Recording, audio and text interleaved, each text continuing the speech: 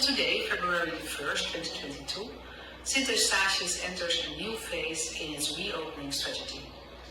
It means that the agreed measures that were valid for 14 days in our COVID-19 strategy have now expired and new measures take effect as of today.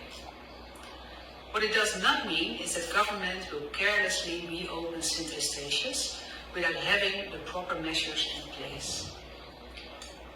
During the past days, the COVID crisis team has consulted many stakeholders on Statia, as well as the Dutch Institute for Health and Environment, the RIV, and the Ministry of Health in the Netherlands, VWS.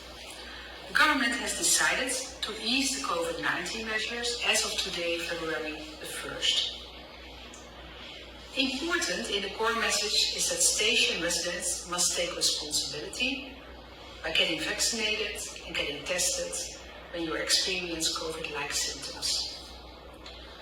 Considering the high numbers of infections worldwide and the contagiousness of the Omicron variant, it is impossible to get and keep Statia COVID-free. Therefore, we need to protect the vulnerable groups in our community. This includes the elderly and persons with underlying health conditions. The virus is spread on the island, and it is expected that it will be around in the coming months.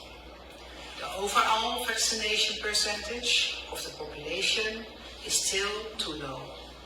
It is 50%. The risk during an outbreak is that non-vaccinated elderly and other vulnerable persons will get infected, so they should be protected. At the same time, we must further ease the measures as they are hampering the economy of our island.